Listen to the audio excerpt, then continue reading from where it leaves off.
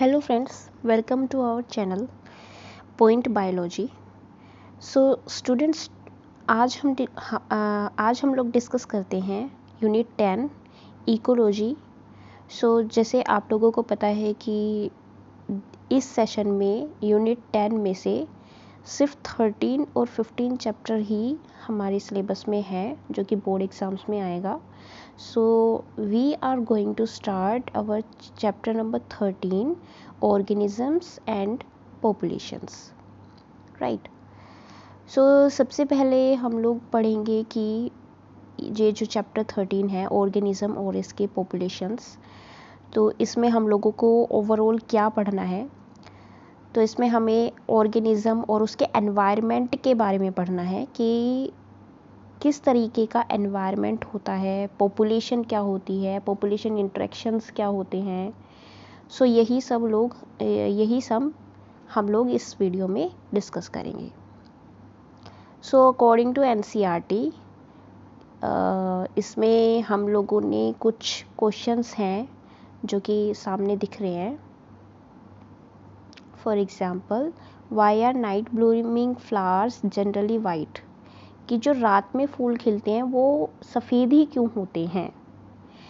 क्योंकि सफ़ेद फूलों का जो कलर होता है वो ब्राइट होता है, रात में वो दिखता है इंसेक्ट्स को, जो नाइट पॉलिनेटर इंसेक्ट्स होते हैं, तो उसके लिए वो बेनिफिशियल होता है। सो ये सब क्या होता है कि ये सब नेचर के अकॉर्डिंग अपने आप को डेवलप करना या नेचर के अकॉर्डिंग अपने आप को अडेप्ट करना, यही हमारा क्या है, organism and it's interaction with its environment. यानी कि हम लोग अपने एनवायरनमेंट के साथ, अपने आसपास की बायोटिक और अबायोटिक चीज़ों के साथ किस तरीके से इंटरेक्ट करते हैं।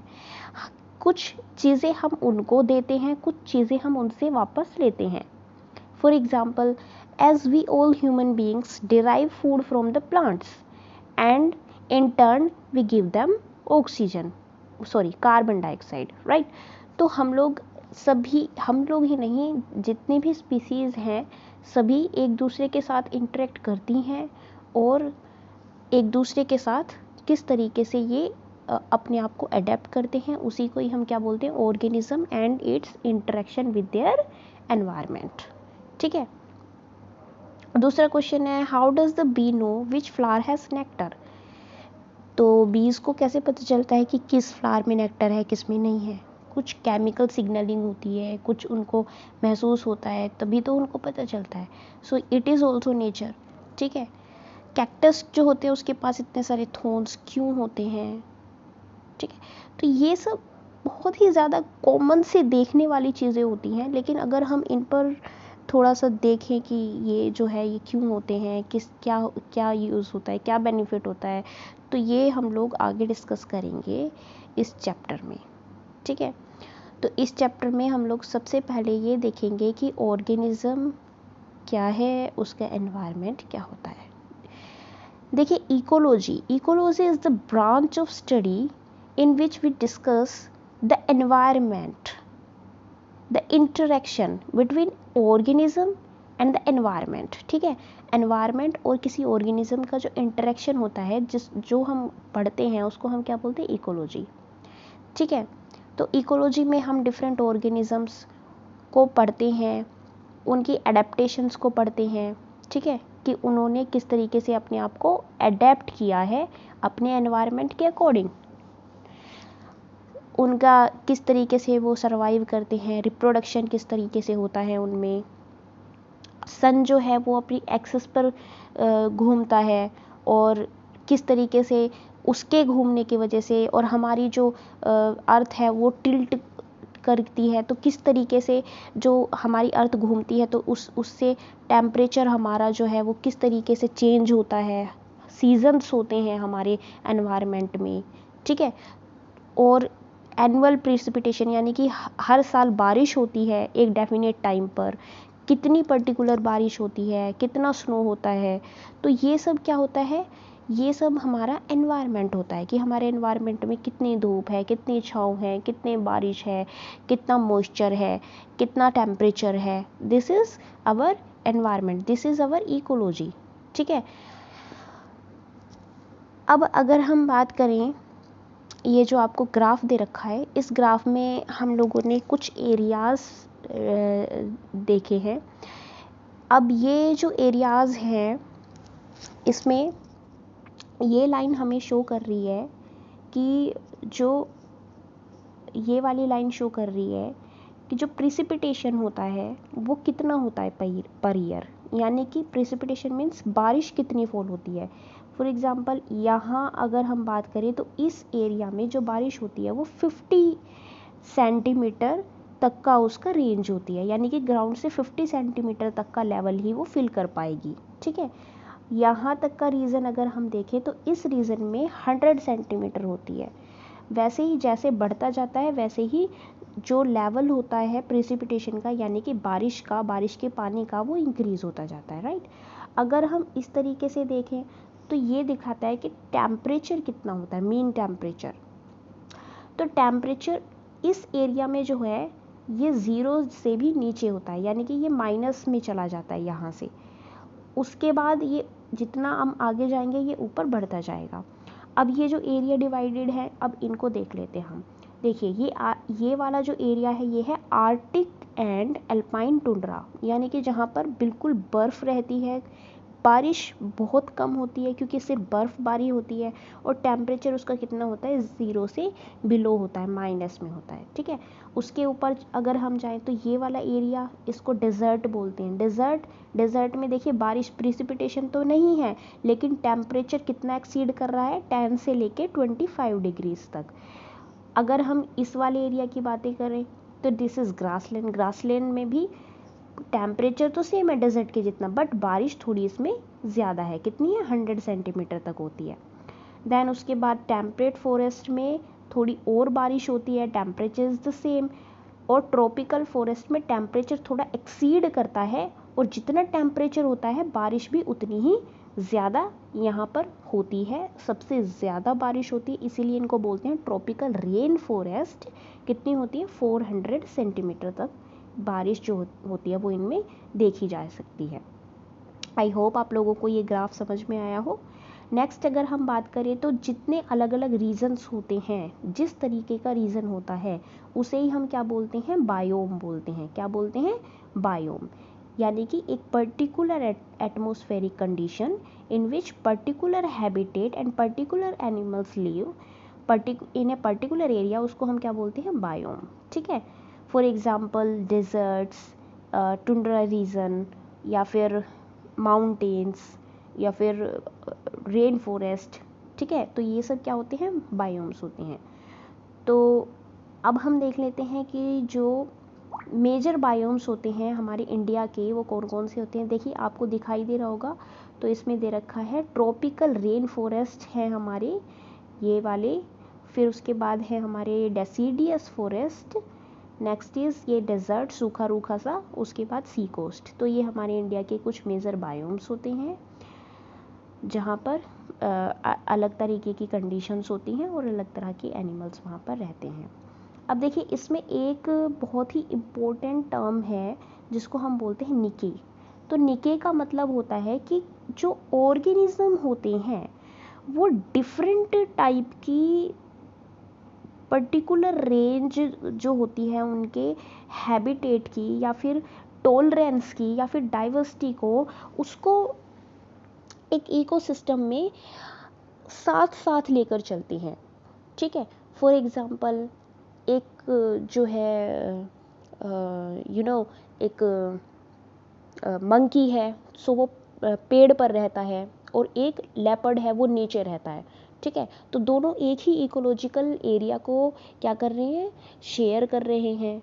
एक ही जो पर्टिकुलर जो रिसोर्सेज होते हैं उनको शेयर कर रहे हैं, एक ही जगह से पानी पी रहे हैं। ठीक है, तो जो एक जगह रहते हुए भी इकोलॉजिकल सिस्टम को क्या करते हैं, यूटिलाइज करते हैं, और एक पर्टिकुलर रेंज में रहते हैं, तो उसको हम क्या बोलते हैं, निके।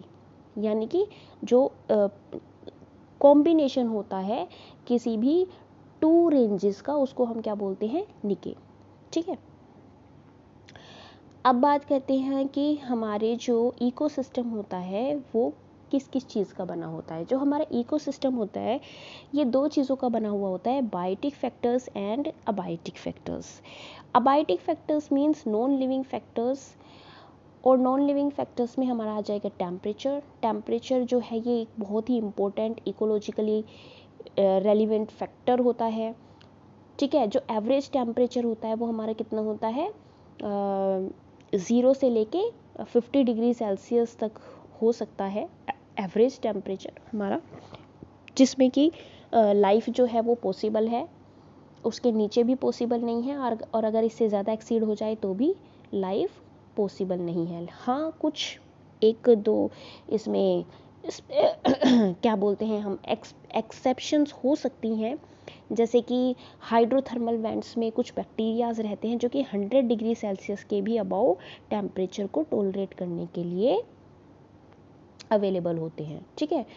अब इसमें जो इम्पोर्टेंट बातें हैं टेम्परेचर में वो क्या है कि जो ऑर्गेनिज्म होते हैं भाई वो अगर बहुत ही कम रेंज ऑफ टेम्परेचर को क्या कर पा रहे हैं, टॉलरेट कर पा रहे हैं, तो हम उसको बोलते हैं स्टीनोथर्मल। क्या बोलते हैं, स्टीनोथर्मल।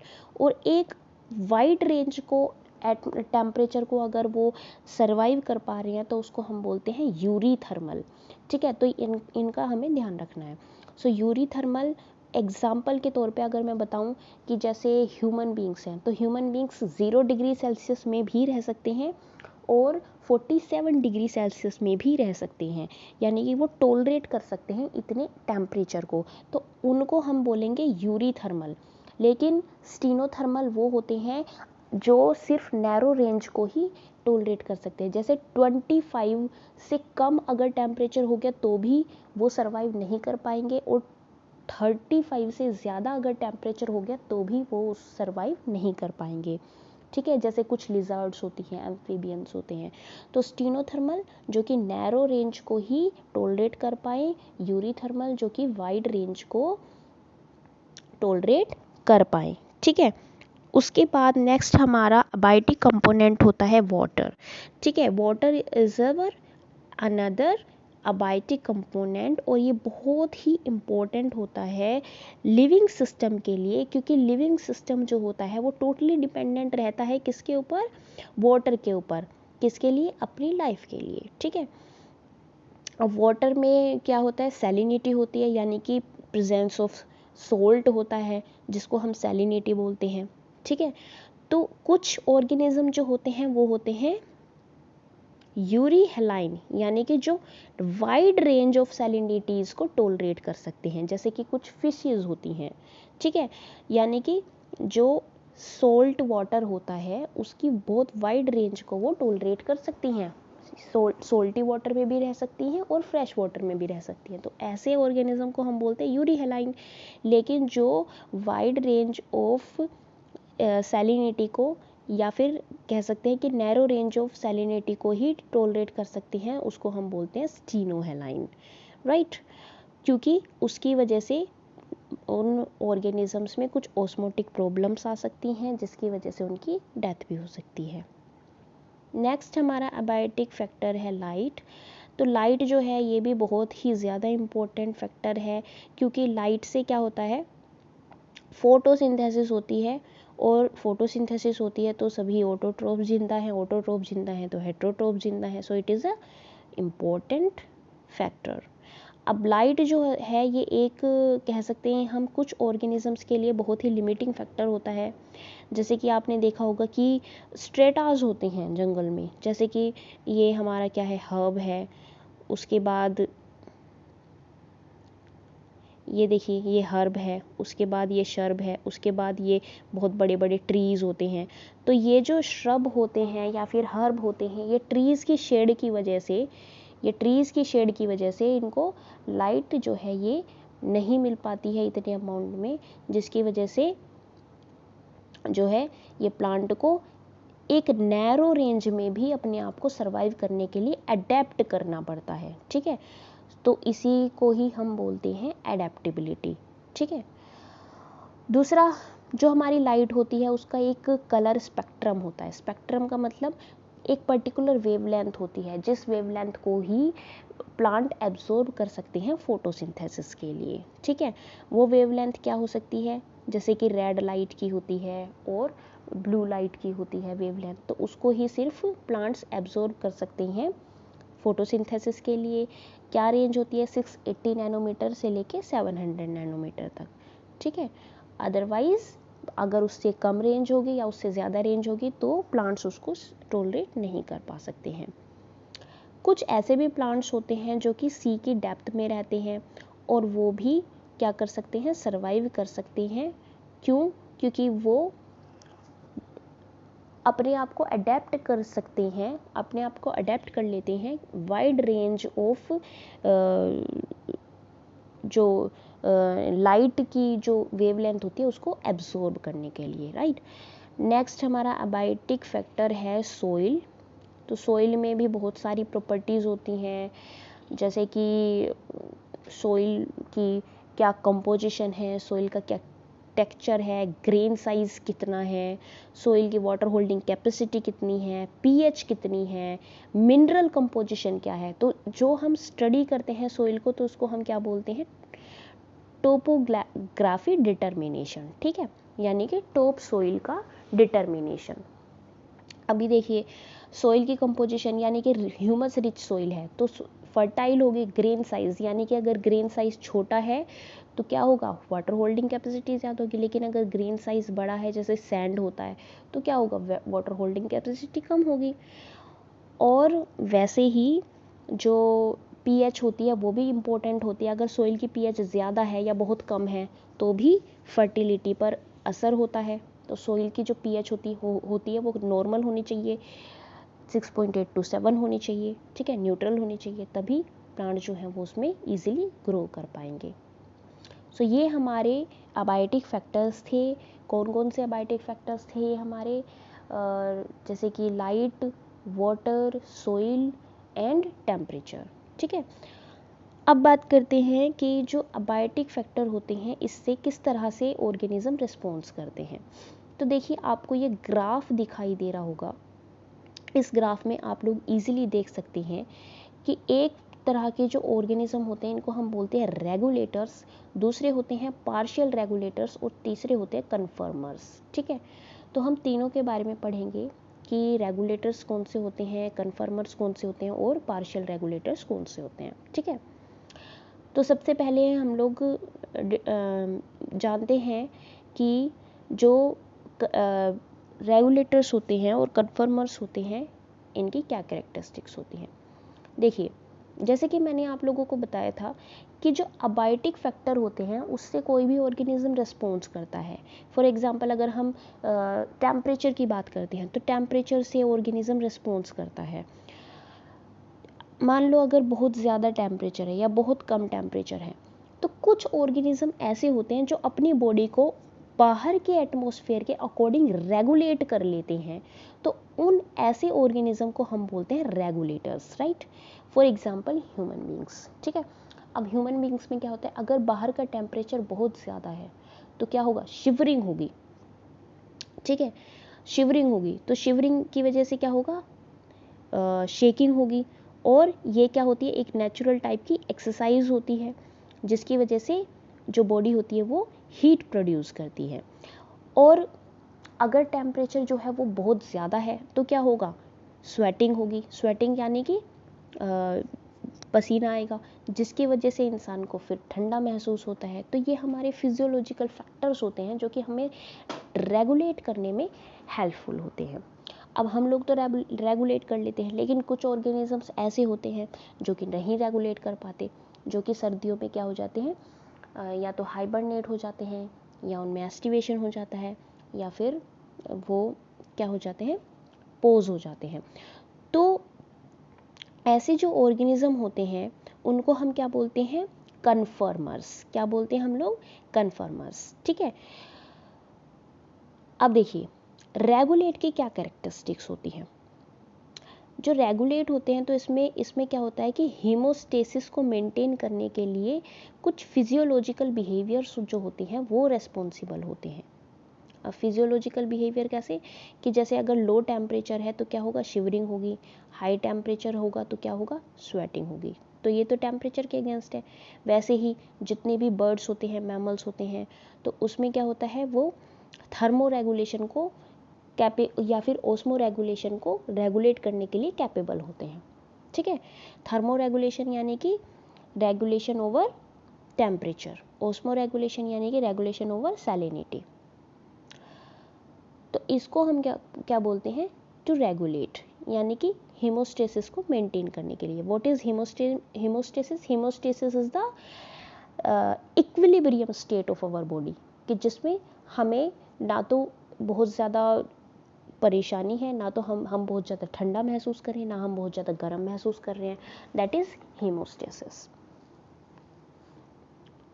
उसके बाद देखिए हम लोग पढ़ते हैं कि कन्फर्म। तो कन्फर्म मैंने आप लोगों को बताया था कि वो ऑर्गेनिज्म जो कि मेंटेन नहीं कर पाते हैं अपना हीमोस्टेसिस को, उसको हम क्या बोलते हैं, कन्फर्मर्स बोलते हैं। ठीक है, उसमें ओस्मोटिक कंसंट्रेशन भी हो सकती है, टेम्परेचर भी हो सकता है। जो अपने हीमोस्टेसिस को मेंटेन नहीं कर पाते वो क्या होते हैं, कन्फर्मर्स होते हैं। अब कन्फर्मर्स जो होते हैं भाई, जिंदा तो उनको भी रहना पड़ेगा, तो क्या क्या होता है उनमें बहुत सारे अलग अलग तरीके होते हैं जिंदा रहने के लिए। जैसे कि वो क्या कर सकते हैं, माइग्रेट कर सकते हैं। सो माइग्रेट का मतलब होता है कि वो अपनी जगह से किसी ऐसे स्ट्रेसफुल कंडीशन को छोड़कर किसी ऐसे कंडीशन में जा सकते हैं जहाँ पर उनको उस सीज़न को ही वो एस्केप कर सके। फॉर एग्ज़ाम्पल अगर हम जैसे बर्ड्स की बात करते हैं तो बहुत सारी ऐसी बर्ड्स होती हैं जो कि साइबेरिया को छोड़कर कियोलाडो नेशनल पार्क में, जो कि भरतपुर में है, वहाँ पर आ जाती हैं। क्योंकि साइबेरिया में क्या होता है, बहुत ही ज़्यादा एक्सट्रीम कंडीशंस होती हैं बर्फ़ की वजह से, ठंड की वजह से। इसको हम बोलते हैं माइग्रेशन। ज़्यादातर ये बर्ड्स में देखा जाता है। अगर हम बात करें किसकी, सस्पेंड की, तो सस्पेंड का मतलब होता है टू एस्केप द कंडीशन।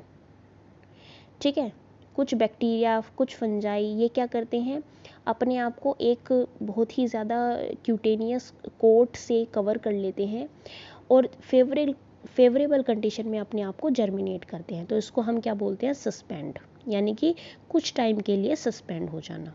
ठीक है, कुछ ऑर्गेनिज्म जो हैं वो हाइबरनेशन में चले जाते हैं, जैसे बियर। ठीक है, तो बियर जो होता है ये हाइबरनेशन में चला जाता है, यानी कि मंथ्स के लिए स्लीपिंग मोड में चला जाता है ताकि सर्दियों को बचा सके। एस्टिवेशन जो है ये फिशेस में देखी जाती है, ज़्यादातर लंग फिशेस में देखी जा सकती है। लंग फिशेस में क्या होता है कि जब सूखा पड़ता है तो ये लंग फिश अपने चारों तरफ एक वाटरी कोट को, मॉइस्ट कोट को फॉर्म कर लेती है, जिसकी वजह से ये पानी के बिना भी मॉइस्चर के थ्रू ऑक्सीजन को क्या कर सकती है, कंज्यूम कर सकती है। नेक्स्ट है डायपोज। तो डायपोज में क्या होता है कि कुछ ऑर्गेनिज्म होते हैं यूनिसेलुलर। तो यूनिसेलुलर ऑर्गेनिज्म जो होते हैं ये अपने चारों तरफ एक ऐसी कवरिंग को कर लेते हैं जिसकी वजह से उनका जो डेवलपमेंट होता है वो कुछ टाइम के लिए पोज हो जाता है। जैसे ही फेवरेबल कंडीशन आती है वैसे ही वो जो कवरिंग होती है वो टोर्न हो जाती है, जिसकी वजह से ऑर्गेनिज्म वापस से जिंदा हो जाता है या फिर जीने लगता है। ठीक है, तो ये सब किसके काम है, कन्फर्मर्स के। कुछ ऑर्गेनिज्म जो होते हैं वो पार्शियल रेगुलेटर्स भी होते हैं। पार्शियल रेगुलेटर्स जैसे कि कुछ टाइम तक वो अपना जो हीमोस्टेसिस होती है उसको मेंटेन करने के लिए रेगुलेट करते हैं, बट उसके बाद वो कहाँ चले जाते हैं, कन्फर्म जोन में चले जाते हैं। तो उनको हम क्या बोलते हैं, पार्शियल रेगुलेटर्स बोलते हैं। नेक्स्ट हमारा टॉपिक है अडेप्टेशंस। तो ये बहुत ही इम्पोर्टेंट टॉपिक है, बहुत ही क्रूशियल टॉपिक है आज के इस चैप्टर का। सो अडेप्टेशन मैंने आप लोगों को बताया था कि जब ऑर्गेनिज्म जो होता है वो अपने एनवायरनमेंट के साथ इंटरेक्ट करता है, कुछ ऐसी चीज़ें होती हैं एनवायरनमेंट में जिससे वो कोप नहीं कर पाता, तो उसको ही टॉलरेट करने के लिए जो ऑर्गेनिज्म होता है वो अडेप्ट करता है अपने आप को। क्या करता है, अडेप्ट करता है। मीन्स कुछ मॉर्फोलॉजिकल, फिजियोलॉजिकल और बिहेवियरल चेंज आते हैं उसके अंदर, जो कि उसको जिंदा रहने के लिए हेल्पफुल होते हैं। मोर्फोलॉजिकल यानी कि अपने स्ट्रक्चर में चेंजेस करेगा, फिजियोलॉजिकल यानी कि अपनी फिजियोलॉजी के अंदर चेंजेस करेगा, यानी कि अपने इंटरनल स्ट्रक्चर्स के अंदर चेंज करेगा, बिहेवियर यानी कि अपने बिहेवियर के अंदर कुछ चेंजेस करेगा, तो उसको हम क्या बोलते हैं, अडेप्टेशन, यानी कि अडेप्ट करना according to the very harsh conditions, right. तो उसको हम क्या बोलते हैं, एडेप्टेशंस। अब एडेप्टेशन जो होते हैं ये इवोल्यूशनरी होती हैं और जेनेटिकली फिक्स्ड होती हैं, यानी कि टाइम के साथ साथ इंसान सीखता है, टाइम के साथ साथ इंसान में या फिर टाइम के साथ साथ किसी भी ऑर्गेनिज्म में बदलाव आते हैं, तो ये इवोल्यूशनरी होती हैं, एकदम से एडेप्टेशन नहीं होती है, ठीक है। ये भी बात आप लोगों को ध्यान रखनी है कि एकदम से एडेप्टेशन नहीं होती है, ये टाइम के साथ होती हैं। कैसे होती हैं, अब इसमें ये बहुत ही इंपॉर्टेंट हैं जो एग्जाम्पल्स मैं बता रही हूँ। अब देखिए, जैसे कि नॉर्थ अमेरिका के डिज़र्ट में पाया जाने वाला कंगारू रैट होता है, ये कंगारू रैट जो होता है ये अपने आप को अडेप्ट कर लेता है वहाँ की वाटर स्कैरसिटी को लेकर, यानी कि वहाँ के डिज़र्ट में पानी की बहुत ही ज़्यादा कमी होती है, इतनी कमी होती है कि लाइफ को मेंटेन करने के लिए पानी नहीं मिल पाता है। तो क्या होता है, कंगारू रैट का जो इंटरनल फैट का जो ऑक्सीडेशन होता है वो इस तरीके से होता है कि उसका जो बाई प्रोडक्ट होता है वो वाटर होता है, और उस वाटर को वो क्या करता है, अपने सर्वाइवल के लिए यूटिलाइज करता है, उसको वो वेस्ट नहीं करता है, अपने सर्वाइवल के लिए यूटिलाइज करता है। तो ये एक बहुत ही खास बात होती है किसकी, कंगारू रैट की। तो इसमें क्या होता है कि एक तो वाटर जो होता है वो कम यूज़ होता है, और दूसरा वाटर जो होता है एक्सक्रीटरी प्रोडक्ट्स के थ्रू भी बिना वजह वेस्ट नहीं होता है। तो कंगारू रैट में जो फैट का जो ऑक्सीडेशन होता है वो उसमें बाई प्रोडक्ट जो होता है वो वाटर होता है, जिसको वो कंज्यूम करता है अपने सर्वाइवल के लिए। फर्स्ट एडेप्टेशन, ठीक है। नेक्स्ट, अगर हम प्लांट्स की बात करें तो जैसे डेजर्ट प्लांट में आप लोगों ने देखा होगा कि जो प्लांट होता है तो प्लांट की जो आउटर मोस्ट कवरिंग होती है, आउटर मोस्ट लेयर होती है, ये क्या होती है, वैक्सी होती है, यानी कि वैक्स लाइक सब्सटेंस की बनी हुई होती है, जिसे हम क्या बोलते हैं, क्यूटिकल बोलते हैं। क्या बोलते हैं, क्यूटिकल। तो ये क्यूटिकल क्यों होती है, ये क्यूटिकल जो लीफ का सरफेस होती है उसको कवर करने के लिए होती है, ताकि एक्सेस में ट्रांसपीरेशन ना हो, और ट्रांसपीरेशन नहीं होता है तो क्या होता है, वाटर के लॉस से प्लांट बचता है। तो डेजर्ट प्लांट्स में ये जो थिक क्यूटिकल होती है लीफ के सरफेस पे, ये क्या करती है, प्लांट्स को ट्रांसपीरेशन से यानी कि वाटर लॉस से बचाती है। दूसरा, जो डेजर्ट प्लांट होते हैं उनमें जो स्टोमेटाज होते हैं वो क्या होते हैं, पिट्स में होते हैं, यानी कि सनकन होते हैं। सनकन का मतलब बहुत ही ज़्यादा क्या होते हैं, अंदर की साइड होते हैं, धसे हुए होते हैं लीफ पे। तो सनकन स्टोमेटा भी कैरेक्टरिस्टिक किसकी होती है, डेजर्ट प्लांट्स की होती है, जिसकी वजह से जो वाटर का लॉस है वो नहीं हो पाता है, और ऊपर उन क्या होती है, क्यूटिकल होती है, तो जिसकी वजह से वाटर का लॉस नहीं हो पाता है। तो ये एक स्पेशलिटी होती है, ये एक एडेप्टेशन होती है किसकी, डेजर्ट प्लांट्स की।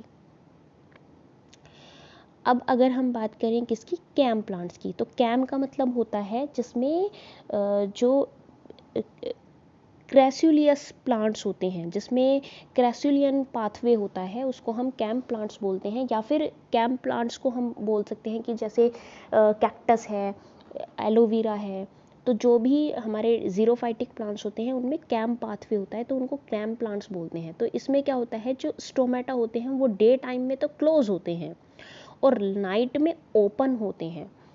एग्जाम्पल है ओपनशिया, ओपनशिया का मतलब कैक्टस, ओपनशिया क्या है, कैक्टस होता है। तो कैक्टस में क्या होता है, लीव्स नहीं होती हैं। देखिए ये बात आप बहुत ही इम्पोर्टेंट है, इसको आप लोग ध्यान से सुनिए कि जो कैक्टस है, जो उसमें आपको लीफ लाइक स्ट्रक्चर्स दिखाई देते हैं, वो एक्चुअल में उसकी लीफ नहीं होती है, वो उसकी स्टेम होती है। तो अगर मैं आप लोगों को दिखाऊं कि कैक्टस का जो स्ट्रक्चर होता है वो किस तरीके का होता है, सो कैक्टस का स्ट्रक्चर जो होता है वो इस तरीके का होता है थोड़ा, ठीक है। यहाँ पर नहीं दिख पा रहा है, एक मिनट में दिखाती हूँ आप लोगों को।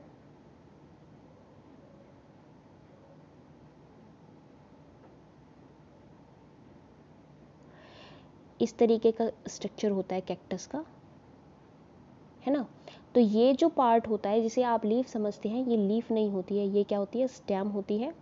और ये जो इसमें थॉर्न्स लाइक स्ट्रक्चर्स होते हैं, ये इसकी लीफ होती है, राइट। तो इसमें क्या होता है, मॉडिफिकेशन होता है। क्या होता है, मॉडिफिकेशन। किसका मॉडिफिकेशन होता है, इसमें मॉडिफिकेशन होता है लीव्स का थॉर्न्स में और स्टेम का लीव्स में। आप पूछोगे कि ऐसा क्यों होता है। ऐसा इसलिए होता है क्योंकि लीव्स में प्रेजेंट होते हैं स्टोमेटा। अभी स्टोमेटा अगर होंगे तो ट्रांसपीरेशन होगा, ट्रांसपीरेशन होगा तो वाटर लॉस होगा, वाटर लॉस होगा तो प्लांट डेड हो जाएगा क्योंकि डेजर्ट में है, ठीक है। तो क्या होता है इसमें कि जो लीव्स होती हैं वो ट्रांसफॉर्म हो जाती हैं किसमें, स्पाइंस में, ताकि स्टोमेटा भी खत्म हो जाए और ट्रांसपीरेशन भी खत्म हो जाए। अभी लीव्स का फंक्शन तो किसी को करना होगा, तो लीव्स का जो फंक्शन होता है फोटोसिंथेसिस का, वो कौन परफॉर्म करता है, फिर स्टेम। तो स्टेम जो होता है फिर वो कैसा हो जाता है, थोड़ा ग्लैब्रस हो जाता है, थोड़ा फोटोसिंथेटिक हो जाता है, ग्रीन हो जाता है, उसमें क्लोरोप्लास्ट जो होते हैं वो डेवलप हो जाते हैं, फ्लैटेंड स्ट्रक्चर हो जाता है। तो ये क्या करता है, फोटोसिंथेसिस में हेल्प करता है, ठीक है। आगे बढ़ते हैं। अब देखिए मैमल्स में भी एडेप्टेशंस होती हैं। तो देखिए जैसे हम बात करते हैं कि कुछ एनिमल्स जो होते हैं वो कहाँ पर प्रेजेंट होते हैं, कोल्डर एरियाज़ में प्रेजेंट होते हैं। तो एक एलेंस रूल बहुत ही ज़्यादा इम्पोर्टेंट है। क्या कहता है एलेंस रूल, एलेंस रूल ये कहता है कि जितने ज़्यादा ठंडे एरिया में ऑर्गेनिज्म रहेंगे उतने ही ज़्यादा रिड्यूस्ड उनका बॉडी पार्ट रहेगा। यानी कि जितने छोटा ऑर्गेनिज्म रहेगा वो उतने ही ज़्यादा जल्दी जो हीट होती है वो उसको रिलीज़ कर सकता है, और जितना बड़ा ऑर्गेनिज्म होगा वो उतना कम हीट को रिलीज़ करेगा। क्यों, क्योंकि छोटे ऑर्गेनिज्म में जो उसकी हीट होती है, हीट अपॉन जो उसका बॉडी सरफेस एरिया होता है, उसका जो रेशो होता है वो क्या होता है, कम होता है। क्यों, क्योंकि इसमें से जो बॉडी सरफेस है उसका ये ज़्यादा है और जो हीट प्रोड्यूस होती है ये कम होती है, ठीक है। वहीं अगर बड़े ऑर्गेनिज्म की बात करें तो बड़े ऑर्गेनिज्म का जो बॉडी सरफेस एरिया होता है वो कम होता है, लेकिन जो हीट प्रोड्यूस होती है वो ज़्यादा होती है। तो एलेंस रूल ये कहता है कि ऑर्गेनिज्म जितना बड़ा होगा वो उतने ही ज़्यादा कोल्डर एरिया में होगा, और जितना छोटा होगा वो उतना ही हॉट एरिया में होगा। जितना छोटा ऑर्गेनिज्म होगा उससे उतनी ज़्यादा हीट प्रोड्यूस होगी, इतनी ज़्यादा हीट जो होगी वो रिलीज़ होगी, लेकिन जितना बड़ा ऑर्गेनिज्म होगा वो अपनी बॉडी से कम हीट को रिलीज़ करेगा, क्योंकि हीट ज़्यादा प्रोड्यूस हो रही है, सरफेस एरिया कम है। यहाँ पर हीट कम प्रोड्यूस हो रही है, सरफेस एरिया ज़्यादा है। तो इसको हम क्या बोलते हैं, एलेंस रूल बोलते हैं। इसी की वजह से जो पोलर एक्वेटिक मैमल्स होते हैं जैसे सील वगैरह होते हैं, तो उनमें एक थिक ब्लबर होता है जो इंसुलेटर की तरह से काम करता है।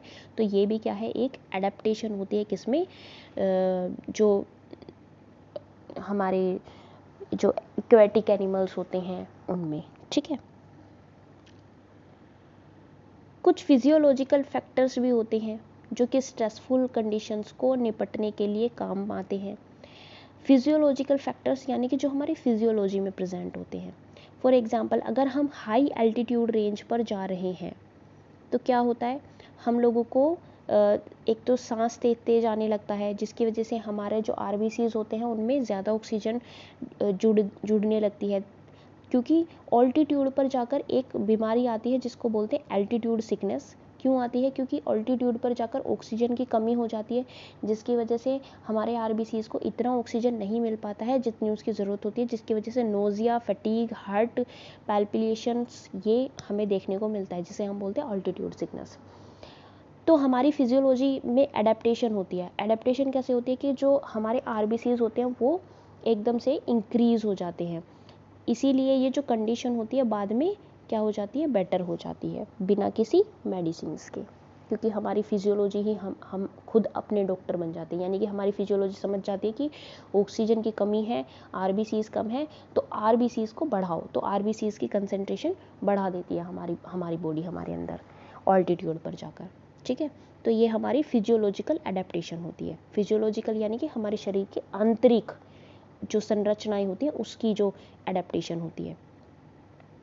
ठीक है, तो जो हीमोग्लोबिन होते हैं उसकी एफिनिटी जो होती है हमारे आरबीसी के साथ बाइंड होने की, उसको भी ये इंक्रीज़ कर देती है। ठीक है, उसके बाद हम बात करते हैं कि कुछ एनिमल्स ऐसे भी होते हैं जिनमें जो मेटाबॉलिक रिएक्शंस होती हैं वो सिर्फ 37 डिग्री सेल्सियस पर ही होती हैं, क्योंकि 37 degree Celsius is the perfect temperature for the activity of enzymes. लेकिन कुछ ऐसे माइक्रोब्स भी होते हैं, जैसे मैंने पहले भी बताया था, आर्कियोबैक्टीरिया, जो कि बहुत ही ज़्यादा एक्सट्रीम कंडीशंस में रहते हैं, ऐसी कंडीशंस में रहते हैं जहाँ पर टेम्परेचर की रेंज बहुत ज़्यादा होती है, 100 डिग्री सेल्सियस तक होती है।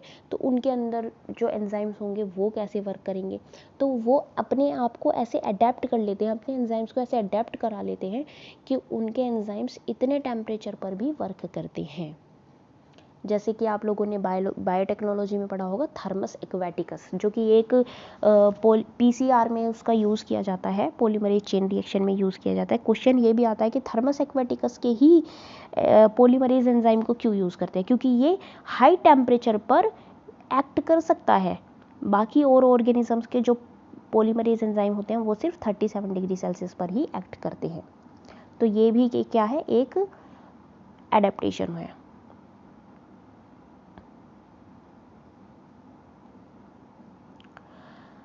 कुछ फिशेस जो होती हैं वो एंटार्क्टिक वाटर्स में और बहुत ज़्यादा कम टेम्परेचर में भी ज़िंदा रह सकती हैं,